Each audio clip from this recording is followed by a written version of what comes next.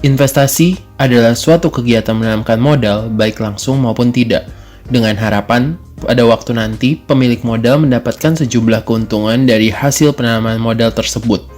Kalau kata Wikipedia, gitu. Tapi pada prakteknya, berinvestasi itu bisa dibilang gampang-gampang ambyar. Apalagi buat kita yang belum tahu apa aja hal yang harus dipenuhi sebelum mulai berinvestasi. Terus, investasi apa yang cocok buat kita? Dilihat dari mananya sih? Coba bisa diambil kesimpulan cocok atau enggaknya buat kita.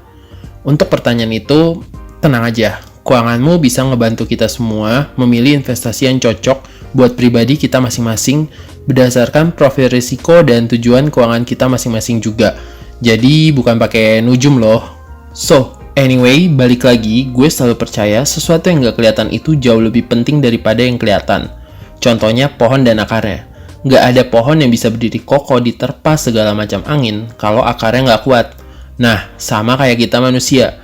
Mindset jauh lebih menjadi dasar dalam membentuk apapun. So, kalau mindsetnya salah, endingnya juga akan salah. Kecuali di tengah jalan ada perbaikan. Tentu hasilnya juga akan berbeda pula nantinya. Jadi, gue mau bilang kalau kita harus nyiapin mindset yang benar dulu sebelum kita mulai berinvestasi dan menentukan tujuan dari berinvestasi itu sendiri. So, mindset ini juga gue sebut sebagai dasar atau alasan kenapa kita harus mulai berinvestasi dari sekarang. Yang pertama, karena kita nggak selamanya produktif dalam bekerja dan menghasilkan cukup uang untuk memenuhi kebutuhan hidup kita. So, apa yang harus kita lakukan? Minta uang ke anak-anak kita di masa depan? Ya, boleh dan sah-sah aja sih. Cuma gue lebih prefer kalau kita mandiri secara keuangan. Ketika anak-anak kita di masa depan mau memberi sekian persen penghasilan mereka untuk hari tua kita, menurut gue itu bentuk bakti mereka untuk kita. Kita nggak seharusnya memaksakan mereka untuk memberi karena mereka juga punya kehidupan ke depannya seperti yang kita alami saat seusia mereka. Dan yang pasti, menghindari generasi sandwich berikutnya juga. Dan balik lagi, ketika penghasilan aktif kita dalam bekerja harus berhenti karena usia kita sudah memasuki masa pensiun, maka hasil investasi kita lah di hari ini yang akan menggantikan pemasukan kita untuk menggantikan pengeluaran yang terus berjalan tersebut. Pertanyaannya, emang akan cukup uang hasil investasi kita dari hari ini sampai kita meninggal nanti? Jawabannya ya bisa aja. Keuanganmu akan membantu menghitung kebutuhan biaya pensiun tersebut yang dibutuhkan oleh kita. So, nggak usah khawatir lagi, fokus mulai berinvestasi sedari dini aja, karena alasan pertama ini kita nggak akan selamanya berada dalam usia produktif. Yang kedua, buat ngelawan laju inflasi. Gue jelasin singkat dulu ya, arti kata inflasi tersebut. Inflasi adalah naiknya harga-harga barang, jasa dari suatu negara dalam jangka waktu panjang atau berkelanjutan yang disebabkan oleh ketidakseimbangan antara ketersediaan barang dan uang. Analoginya, kenapa kita nggak bisa dapat 10 permen lagi dengan uang Rp1.000, justru cuma jadi 3 permen?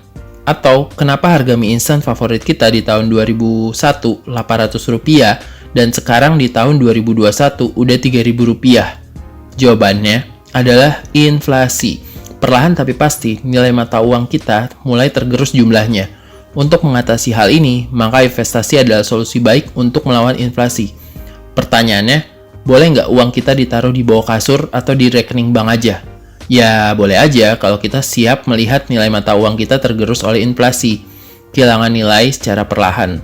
Di sini, gunanya berinvestasi. Misalnya, inflasi di Indonesia tahun 2019 adalah 2,48%.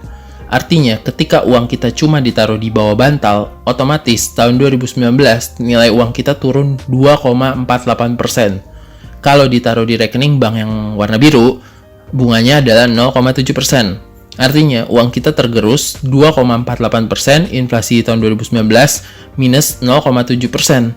Artinya, nilai uang kita yang hilang cuma 2,41%. Pertanyaannya, gimana kalau dengan investasi?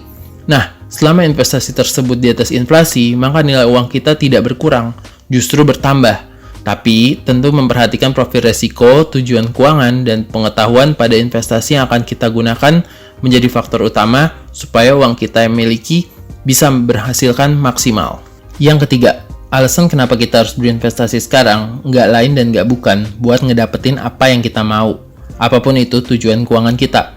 Mulai dari yang remeh sampai yang serius. Mulai dari kecil sampai yang besar. Mulai dari ganti gadget, terupdate, sampai nyiapin dana buat pensiun. Karena ada inflasi dan penghasilan kita nggak bisa langsung memenuhi keinginan kita yang ada dalam jumlah yang besar. So, investasi tujuannya adalah kendaraan untuk mempercepat atau mencapai tujuan keuangan kita sesuai dengan waktu yang telah kita tentukan. Jadi jelas kan alasan kenapa kita harus mulai investasi dari sekarang. Semoga bermanfaat. Gue Steven Ransingin. Thanks.